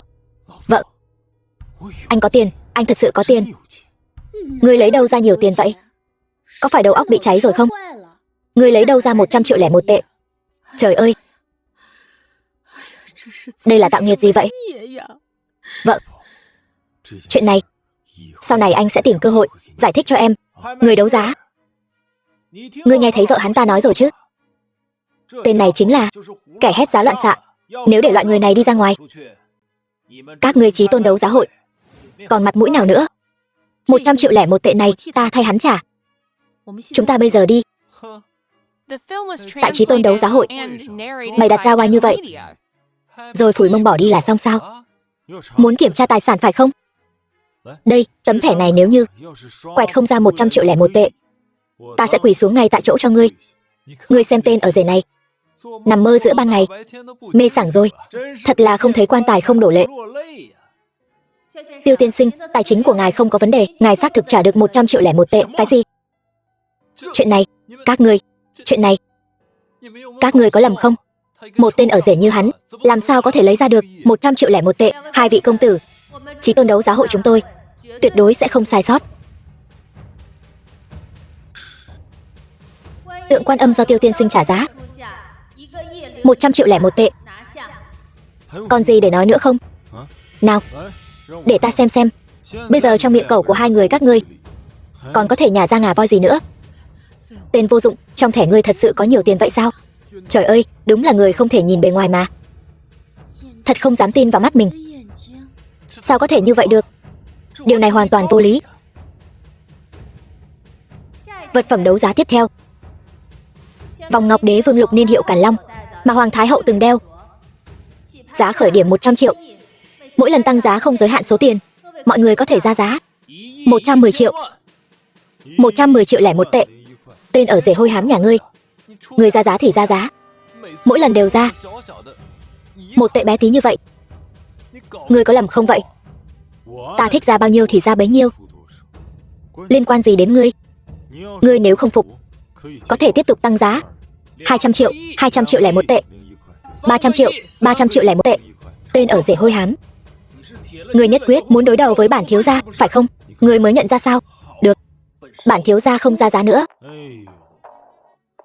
Ngươi nói xem, đại thiếu gia Nghiêm Hạo ngươi, của đệ nhất gia tộc Trung Châu, bị ta cưỡi lên đầu 2 lần rồi. Nghiêm thiếu, tên nhóc này quá kiêu ngạo. Ra giá đè bẹp hắn ta đi. Chiếc vòng này nhiều nhất chỉ đáng giá 200 triệu. Ta bây giờ đã ra đến 300 triệu rồi. Ta mà ra giá tiếp, nhỡ hắn ta không cần, ta chẳng phải thành kẻ ngốc sao? Chuyện này nói cũng phải.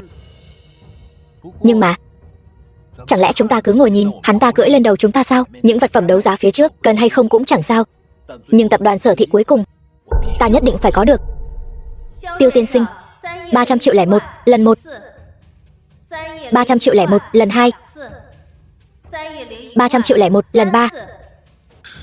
Mẹ, chiếc vòng này tặng cho mẹ. Tôi chỉ sợ đến lúc đó anh không trả nổi số tiền này, liên lụy đến mấy người chúng tôi. Đúng vậy. Tiêu Ngạo Thiên, em muốn xem anh làm sao kết thúc chuyện này. Vợ, em đợi lát nữa sẽ biết nguyên nhân. Tiếp theo là tiết mục quan trọng nhất của buổi đấu giá Chí Tôn lần này. Đấu giá quyền sở hữu tập đoàn Sở Thị. Giá khởi điểm 2 tỷ. Mỗi lần tăng giá không giới hạn số tiền. Mọi người có thể bắt đầu trả giá 2 tỷ. 2 tỷ lẻ một. Thằng ở rể hôi hám nhà mày, mày lại kiếm chuyện nữa hả? Đúng vậy, tao lại kiếm chuyện nữa đấy. Thì sao? Sớm muộn gì tao cũng xé nát cái mồm của mày. Đừng có ba hoa ở đó nữa. Có tiền thì trả giá đi, không có tiền thì cút xéo cho tao. Mày 3 tỷ. 3 tỷ lẻ một. Được. 5 tỷ. 5 tỷ lẻ một. 10 tỷ. 10 tỷ lẻ một. Trời ơi, đồ vô dụng nhà cậu, đừng có ở đây làm loạn nữa. Chị ơi, chị mau quản hắn ta đi. Thằng ở rể hôi hám kia, mày muốn sống mái với tao phải không? Đúng, mày chẳng phải muốn bắt nạt vợ chồng tao sao? Hôm nay, tao sẽ cho mày nhớ mãi khoảnh khắc này. Cho mày nhớ, thằng con rể hèn mọn này đã đạp tụi bay xuống đất như thế nào. Mày gan đấy.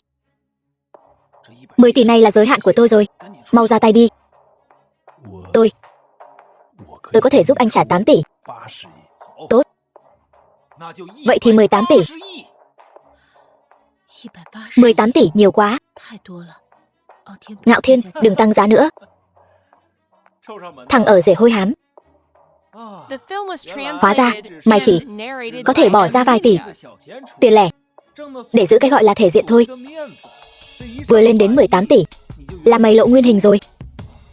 Tôi đã biết từ lâu. Thằng nhãi này chính là đồ rác rưởi bốc phét. Tiêu tiên sinh, lần này ngài còn trả giá không? Nó còn trả giá cái nỗi gì? Nó chỉ là một con vật được vợ bảo vệ thôi. Vợ? Trước đây đều là em ra ngoài kiếm tiền nuôi gia đình. Nhưng bây giờ thì khác rồi. Anh có thể bảo vệ em cả đời.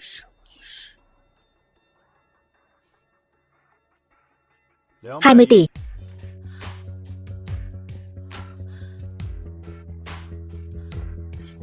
Cái gì vậy? Vũ Nhi, con mau véo mẹ xem nào. Mẹ có nghe nhầm không vậy? Mẹ không nghe nhầm đâu. Con cũng nghe thấy rồi. Thằng ở rể hôi hám nhà mày lại dám trả 20 tỷ. Đúng vậy, tao ra giá 20 tỷ đấy. Nếu mày có ý kiến gì, có thể trả giá mà. Đồ con rể hèn hạ. Mày chắc chắn thật sự bỏ ra 20 tỷ. Tao chắc chắn. Nghiêm Hạo, ngươi đường đường là đại công tử của thế gia Trung Châu. Chẳng lẽ ngay cả 20 tỷ cỏ rách cũng không lấy ra được? Ta sao có thể không lấy ra được? Đây là chí tôn đấu giá hội. Lấy ra được thì ngươi ra giá, không lấy ra được thì cút xéo. Trương Hách, ngươi còn tiền không? Ủng hộ bổn thiếu gia thêm chút nữa. Giành lấy Sở Thị đối với ngươi và ta đều là chuyện quan trọng hàng đầu. Nghiêm thiếu, 8 tỷ đã là cực hạn của ta rồi. 2 tỷ này ta thật sự không lấy ra được. Vậy phải làm sao? Cứ trơ mắt nhìn tên tiểu tử này đạp lên đầu chúng ta sao? Nghiêm Hạo, đừng trách ta không nhắc nhở ngươi. Vừa rồi là chính ngươi nói ta vĩnh viễn sẽ không đạp lên đầu ngươi. Nhưng đã một rồi lại 2 lần, sẽ không có lần 3 lần 4 nữa chứ? Được lắm tiểu tử, ta nhớ kỹ ngươi rồi. Sớm muộn gì cũng có một ngày ta sẽ khiến ngươi hối hận vì xuất hiện trên cõi đời này. Đường đường là công tử Nghiêm gia, ta còn tưởng là nhân vật nào đó. Không ngờ chửi người ta cũng giống mấy tên du quân đầu đường xó chợ. Đi. Không tiễn. Nghiêm thiếu, chúng ta thật sự cứ thế mà đi sao? Hắn tát vào mặt hai chúng ta, kêu bốp bốp. Cơn tức này ta thật sự nuốt không trôi. Nuốt không trôi thì làm được gì? Không ngờ hai công tử Trung Châu chúng ta lại bị bức đến nông nỗi này. Lần này hai chúng ta sẽ trở thành trò cười của giới thượng lưu của Trung Châu rồi. Bị một tên ở rể như hắn ức hiếp đến mức này. Không sao, cứ để hắn đắc ý trước. Đợi đến lúc người của chí tôn đấu giá hội rút đi, ta nhất định sẽ cho hắn biết tay. Chúc mừng Tiêu tiên sinh, quyền sở hữu Sở Thị tập đoàn thuộc về ngài. Vợ, Sở Thị tập đoàn anh đã giành lại cho em rồi. Không phải chứ con gái, con phải nghe mẹ. Nó làm gì có nhiều tiền như vậy. Đúng đó chị. Chị đừng để bị hắn lừa đấy. Thôi được rồi, mọi người về trước đi. Con có chuyện muốn nói với Tiêu Ngạo Thiên. Con đó. Chuyện này, mẹ tóm lại, con phải cẩn thận một chút.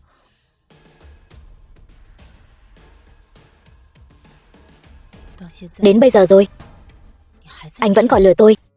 Vợ, anh lừa em gì chứ? Tôi vốn đã có chút thay đổi cách nhìn về anh. Tôi cảm thấy dù anh chỉ ở nhà quán xuyến việc nhà cũng là hạnh phúc rồi. Tôi không nên ép anh, nhưng anh không nên vì muốn lấy lòng tôi mà đi lừa gạt người khác. Cái gì vậy? Chuyện này kết hôn 3 năm, cho dù là một hòn đá cũng sẽ bị sưởi ấm bởi tình yêu chân thành của anh. Tôi yêu anh. Tôi yêu sự vững vàng của anh, chân thành, lương thiện. Nhưng anh không nên vì muốn lấy lòng mà đi lừa gạt người khác, mà cố tỏ ra mình giàu có. Vợ, Anh hiểu rồi. Em nghĩ anh không có tiền là để làm mất mặt bọn họ, cho nên anh mới nói anh có tiền. Nhưng buổi đấu giá này đều đã kiểm tra tài sản của anh rồi. Đây là sự thật, anh có tiền. Anh còn nói, thật ra anh chỉ mua chuộc người đấu giá, bởi vì tất cả những điều này anh đều có thể dàn xếp được. Anh không có tiền, anh chỉ giả vờ có tiền. Vợ ơi, anh... Chồng, sao tỷ tỷ vẫn cố chấp vậy? Vẫn nghĩ anh đang lừa tỷ ấy. Ngạo Thiên, cô ta là ai? Sao lại gọi anh là chồng? Cô ấy là... Đừng gọi tôi là chồng nữa, vợ tôi đang ở đây. Chồng ơi, có gì đâu. Diêu Thanh Hoan này, dám yêu dám hận. Ngạo Thiên, anh phải cho tôi một lời giải thích. Để tôi thử xem. Chồng, anh không cần giải thích nữa. Để em nói, tỷ tỷ kết hôn với Ngạo Thiên ca ca 3 năm rồi. Không lẽ ngay cả một chút lai lịch của anh ấy cũng không biết sao? Tôi đương nhiên biết. Hắn là vị hôn phu do ông nội tôi chỉ định, chồng của tôi. Đáng tiếc, tỷ nói anh ấy chỉ biết giặt giũ, lau dọn, luôn căm hận anh ấy không nên thân. Nhưng tỷ không biết thực lực của Ngạo Thiên ca ca mạnh đến mức nào. Hắn có thực lực gì? Anh ấy là môn chủ thánh y quốc thủ, thần y mạnh nhất Long Quốc. Anh ấy có quỷ môn thập tam châm, có thể cải tử hoàn sinh. Hắn là thần y. Cô rốt cuộc là ai? Tôi. Các người không biết tôi cũng là chuyện bình thường. Dù sao thì nhà họ Sở các người ở Trung Châu cũng không tính là gia tộc lớn gì. Tôi là Diêu Thanh Hoan. Diêu Thanh Hoan. Ngạo Thiên, cô ta cũng là diễn viên chàng thuê đến sao? Vợ, anh thật sự không quen diễn viên nào.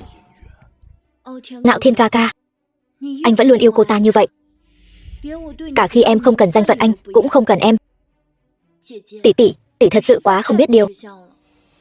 Sao ta lại không biết điều? Chồng của ta còn không rõ sao? Ngạo Thiên ca ca, về nhà với muội. Không thể về nhà với cô. Không được, về nhà với muội. Về nhà. Nghe tôi giải thích. Các người vậy mà còn muốn về nhà? Đồ ở rể hèn hạ. Thì ra là thuê diễn viên đến diễn trò. Ta nói sao lại ngông cuồng như vậy? Vậy mà dám trả giá hơn chục tỷ. Thì ra tất cả đều là giả. Không phải ta nói chứ. Tên ở rể này số hưởng thật đấy. Lại được 2 mỹ nữ tranh giành tình cảm như vậy. Tên ở rể hèn hạ này chẳng qua chỉ có cái mặt đẹp mã thôi. Chốc nữa đánh cho hắn đến mẹ ruột cũng không nhận ra. Trương Thiếu nói đúng. Còn không mau lên đánh gãy chân tên phế vật này. Giữa ban ngày ban mặt các ngươi còn muốn một tay che trời sao? Ngươi nói đúng. Ở Trung Châu này ta chính là trời, ta chính là phép tắc. Lên cho ta, dạy dỗ cho tên ở rể này cách làm người.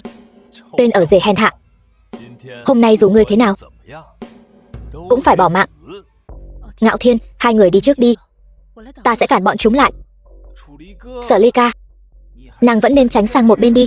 Lúc đó đấm đá không có mắt, lỡ đánh nàng trọng thương thì làm sao? Đúng vậy, làm bị thương người vợ nhỏ nhắn xinh xắn của ngươi. Ta và Nghiêm Thiếu có chút đau lòng. Cho dù có đánh ta mất mạng, ta cũng sẽ không để các ngươi làm hại Ngạo Thiên.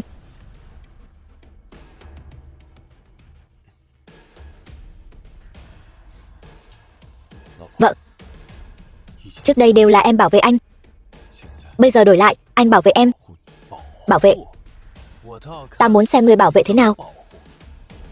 Tiêu Ngạo Thiên, bây giờ ngươi quỳ xuống ôm chân ta mà cầu xin ta tha thứ. Biết đâu ta vui lên còn có thể tha cho ngươi một mạng. Nghe thấy chưa, Nghiêm Thiếu đại nhân đại lượng? Còn không mau quỳ xuống. Các ngươi chính là tự cho mình là cao quý, xem thường kẻ địch,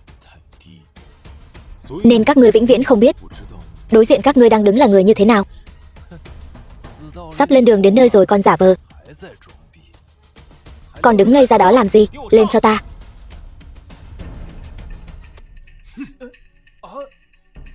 Đây là cái gì? Ngươi biết yêu pháp? Yêu pháp? Ngươi lại biết yêu pháp? Yêu pháp gì? Nói với đám công tử bột các ngươi cũng không hiểu. Đây là quỷ môn thập tam châm của ta. Đi mau. Sao không động đậy được rồi? Yêu pháp này lợi hại thật. Ta đã nói rồi, đây gọi là quỷ môn thập tam châm của ta, không phải yêu pháp. Được rồi, Tiêu tiên sinh, tôi biết rồi. Tôi biết sai rồi, xin lỗi. Xin lỗi là xong chuyện sao? Ngươi có tin ta có thể biến các ngươi thành người thực vật, để các ngươi cả đời đều giữ nguyên tư thế này không? Tôi tin. Xin ngài đừng biến tôi thành người thực vật. Tiêu tiên sinh, là tôi có mắt không thấy Thái Sơn, không biết Tiêu thần y lợi hại như vậy. Tiêu thần y, ngài tha cho tôi đi, xin ngài, tôi không muốn cả đời như vậy. Đừng cầu xin ta, hãy cầu xin vợ ta. Ly ca, xin nàng, tôi biết sai rồi. Nàng nói với Tiêu tiên sinh vài lời giúp tôi, xin nàng tha cho tôi. Đúng vậy Sở tiểu thư, chúng tôi thực sự biết lỗi rồi. Tôi bồi thường 1 tỷ. Nghe thấy chưa? Vợ tôi không đồng ý. Thêm chút nữa đi. Tôi bồi thường 10 tỷ. Tôi bồi thường 5 tỷ. Chỉ từng này tiền không đủ cho ta mua quần áo cho Ngạo Thiên ca ca. Người bồi thường thêm đi. Nhưng mà tôi thật sự không còn tiền nữa rồi. Tôi cũng không thể đem Nghiêm thị tập đoàn bán đi chứ.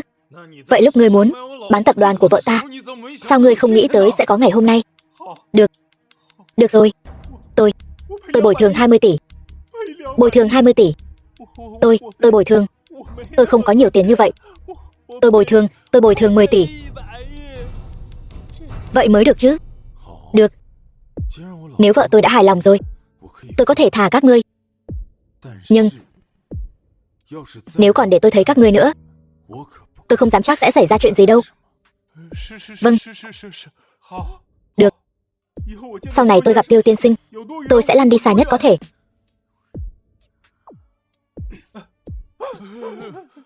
Cút. Xong rồi. Chọc giận Tiêu thần y rồi. Toàn bộ gia sản của ta đều bị bồi thường hết rồi. Đều tại ngươi. Nếu không phải vì ngươi, lão tử cũng không đến mức khuynh gia bại sản. Chuyện này có thể trách ta sao? Là ngươi muốn thôn tính Sở thị tập đoàn, chính là tại ngươi, đều là vì ngươi. Cút sang một bên. Được lắm.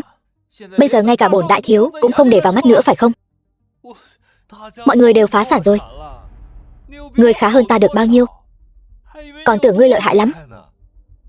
Kết quả chẳng phải cũng bị Tiêu thần y đùa giỡn như chó sao? Khiến lão tử cùng ngươi chịu chung số phận. Lão tử còn muốn đánh ngươi nữa kìa. Lão tử sớm đã nhìn ngươi không vừa mắt rồi. Ngươi dám đánh ta?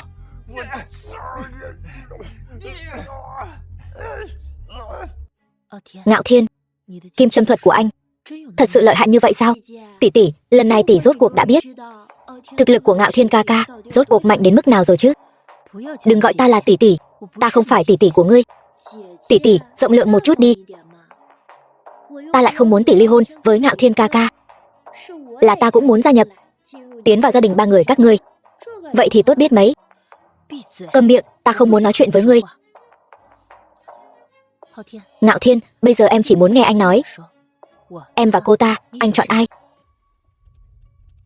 Anh chắc chắn chọn em rồi, vợ. Dù sao ta cũng chọn Ngạo Thiên ca ca. Ngươi. Được rồi, Thanh Hoan. Chuyện của cô chúng ta nói sau. Chúng ta về nhà trước đã, đi.